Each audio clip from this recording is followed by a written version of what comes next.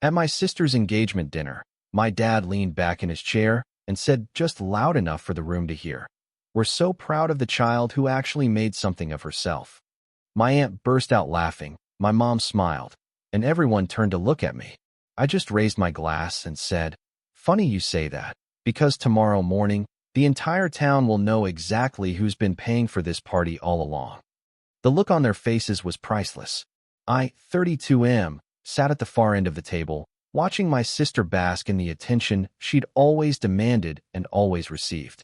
The engagement dinner was held at the country club, the one with the marble floors and crystal chandeliers that caught the light just right. Everything was perfect, as it always had to be for her. The flowers were imported, the champagne was vintage, and the guest list included every influential person my parents had ever wanted to impress. I'd arrived alone, as expected. No one asked where my partner was or if I was seeing anyone. They never did. I was the background character in the family story, the one who showed up, stayed quiet, and left without disrupting the narrative they'd written decades ago. My father stood halfway through dinner, glass raised, ready to make his toast. I knew what was coming before he opened his mouth. I'd heard variations of this speech my entire life. He talked about my sister's accomplishments, her degree from a prestigious university, her engagement to a man whose family owned half the commercial real estate downtown. He listed her achievements like collectibles, each one polished and displayed for maximum effect. Then he leaned back in his chair, that satisfied smile spreading across his face, and said it just loud enough for everyone to hear. "We were so proud of the child who actually made something of herself." My aunt burst out laughing. My mother smiled that tight, knowing smile she reserved for moments when she wanted to twist the knife without getting blood on her hands. Every face at that table turned toward me. Some looked uncomfortable. Most looked amused. My sister sat there glowing, soaking it all in like she'd earned every word. I picked up my glass, raised it slowly, and let the silence stretch just long enough to make them wonder. Then I told them they should enjoy this moment, because tomorrow morning the entire town would know exactly who'd been paying for this party all along. The look on their faces was priceless. My father's smile froze. My mother's hand stopped halfway to her wine glass. My sister's fiancé looked confused, glancing between her and me like he'd missed something important. My aunt's laugh died in her throat. I set my glass down without drinking and walked out. The truth was simple, brutal, and something they'd spent years pretending didn't exist. I was the one who'd paid for everything. Not just the engagement party. Everything. For the last 8 years, I'd been the silent bank that kept their lifestyle afloat while they told everyone I was the failure, the disappointment, the one who couldn't get his life together. It started when I was 24. I'd built a software company from my college dorm room, something niche that solved a problem most people didn't know existed. Within 3 years, we were acquired by a tech giant for an amount that made my accountant's eyes water. I took the payout, invested carefully, and watched my wealth grow while I kept working on projects that mattered to me. I never told my family. Why would I? They'd made it clear from the time I was a kid that I wasn't the golden child. That role belonged to my sister, who'd been groomed for success in all the ways they understood. Private schools, connections, the right social circles. I'd been the weird one, the kid who spent too much time with computers, who didn't care about the right clothes or the right friends. When I sold the company, I was living in a different city, working remotely, barely in contact with them except for obligatory holiday visits. They assumed I was scraping by doing freelance tech work. I let them think it. Then my father's business started failing. He ran a mid-sized consulting firm that had been profitable for years, but he'd made bad investments and worse partnerships. He was hemorrhaging money. My mother, who'd never worked, had expensive tastes she refused to curtail. My sister was in graduate school, racking up debt for a degree she'd never use because she was too busy networking her way into an engagement with money. My father called me one night, something he never did. He asked if I could loan him money. Not a small amount. Enough to cover his business debts and keep them from losing the house. I could have said no. Should have said no.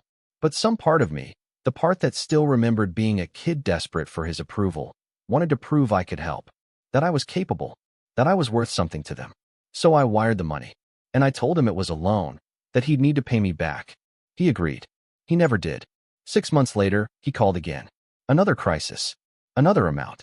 This time it was medical bills for my mother, some elective procedure she insisted she needed. I paid it. Then it was my sister's tuition. Then her apartment deposit. Then a new car for my mother. Then repairs on the house. Then investments my father needed to make to save his business, which never actually saved anything. Every time, they promised to pay me back. Every time, the promises evaporated the moment the money cleared. And every time I saw them, they treated me the same way they always had.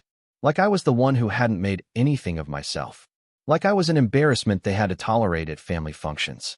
I kept paying because I kept hoping something would change. That eventually they'd see me, acknowledge me, thank me. They never did. 3 months ago, my sister got engaged.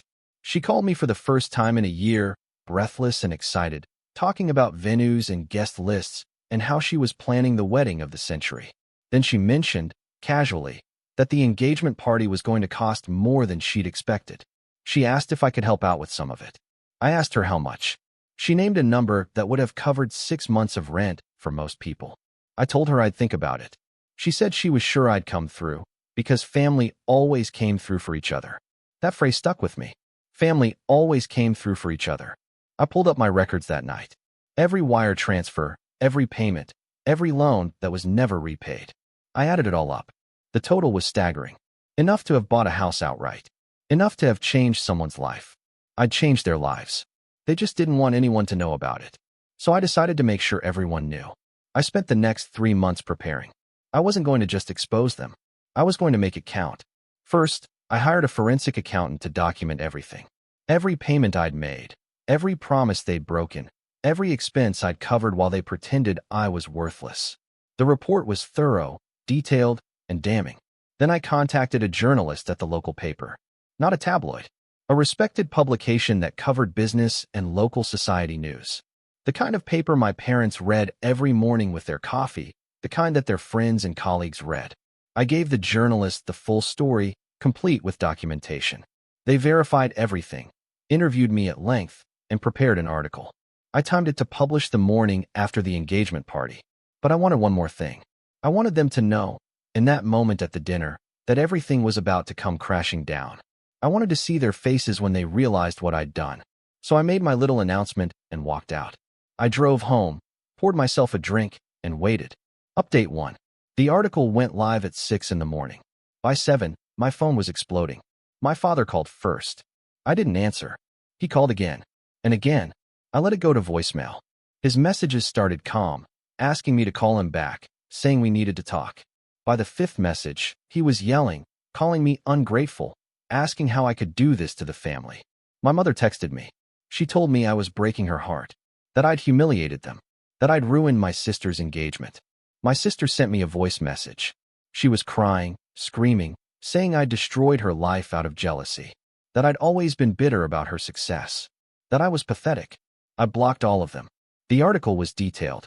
It outlined every payment I'd made, every loan that went unrepaid, every time they'd asked for help, while publicly treating me like a failure.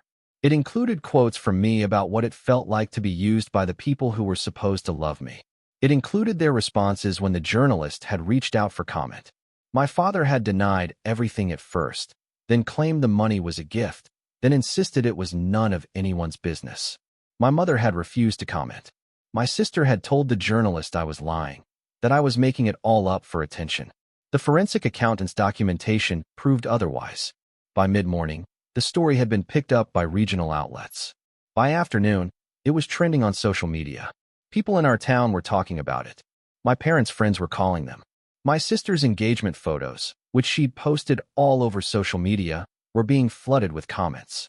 I stayed home and watched it unfold. Part of me felt guilty. Part of me felt sick.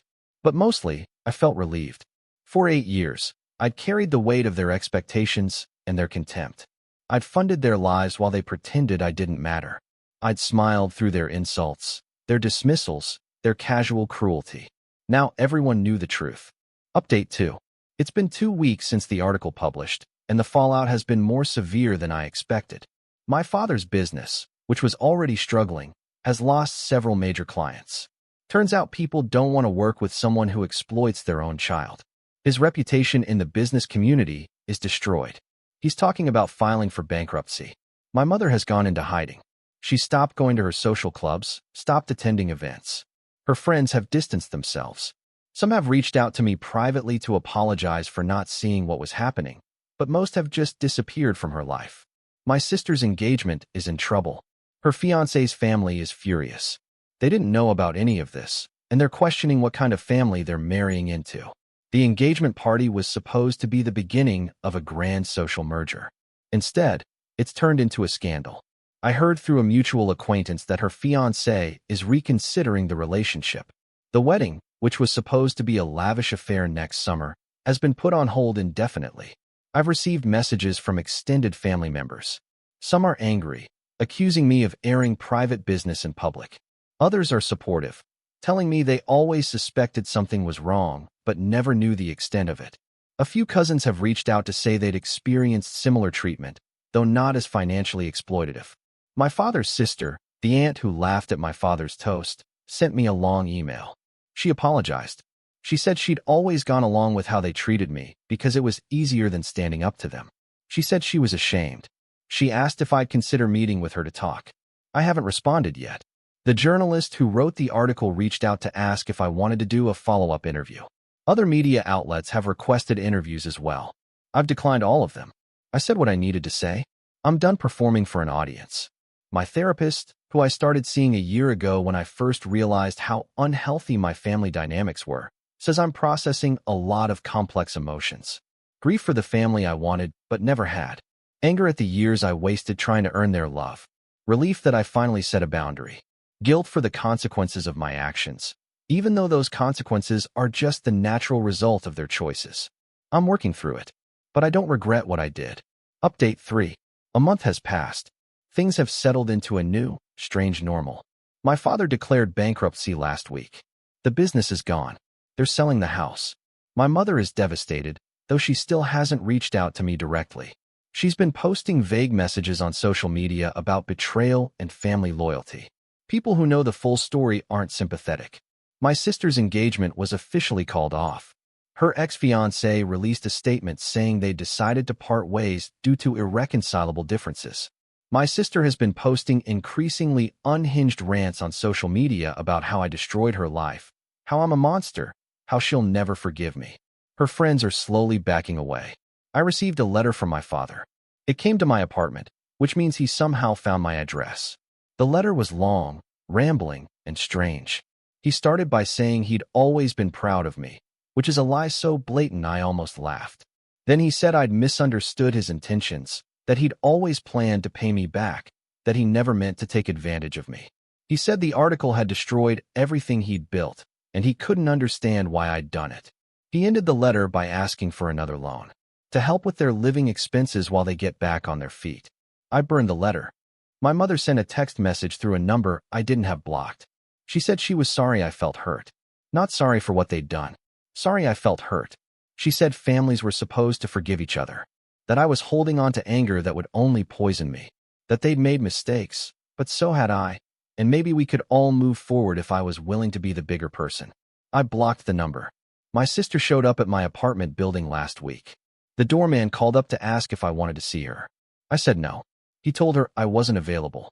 She stood outside for an hour, calling my phone, sending messages, demanding I come down and talk to her. Eventually, building security escorted her off the property. The message she left on my voicemail was venomous. She said I'd always been jealous of her, that I couldn't stand that she was the successful one, the loved one, the one who mattered. She said I'd fabricated everything in the article, that I was a liar and a manipulator. She said she hoped I was happy because I'd gotten exactly what I wanted, which was to destroy her happiness. I deleted the voicemail without finishing it. But here's what's strange. I'm not happy. I didn't do this to be happy. I did it because I was tired of being invisible. Tired of funding a life I wasn't invited to be part of. Tired of watching them celebrate my sister's achievements that I'd paid for while they mocked mine. I wanted them to see me. And now they do. They see me as the villain. The ungrateful son. The bitter brother. The one who ruined everything. And I'm okay with that. Because the people who matter, the friends I've made outside my family, the colleagues who respect my work, the therapist who's helping me rebuild my sense of self, they know the truth. They know I spent years trying to earn love from people who were never going to give it. I'm done trying. I've started the process of legally changing my last name. I don't want to be connected to them anymore. I've blocked every family member except for 2 cousins who reached out with genuine support. I've moved on with my life. My father's aunt, the one who apologized, asked if she could take me to lunch. I agreed. We met at a quiet restaurant, and she told me she'd suspected for years that my parents were using me. She'd seen how they treated me, how they dismissed my accomplishments, how they always put my sister first. She said she should have said something, should have intervened, but she'd convinced herself it wasn't her place.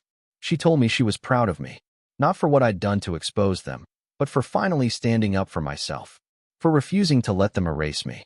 It was the first time anyone in my family had said they were proud of me. I cried in that restaurant, not because I was sad, but because I realized how much I'd needed to hear those words, how much I'd been starving for acknowledgement. She asked if I thought I'd ever reconcile with my parents or my sister. I told her I didn't know, that I wasn't closing the door forever, but I also wasn't opening it anytime soon, that they'd need to do a lot of work, real work, to understand what they'd done, and I wasn't sure they were capable of that. She nodded. She understood. I'm not sure what the moral of this story is. Maybe there isn't one. Maybe it's just a reminder that family isn't an excuse for cruelty, that love isn't measured in what you can provide, that sometimes the only way to save yourself is to walk away from people who will never see your worth. I raised my glass at that engagement dinner and told them the truth. Not because I wanted revenge, though that's what they think, but because I wanted them to know I existed, that I mattered, that I wasn't just a wallet they could drain while they pretended I was nothing. They know now, and I'm finally free.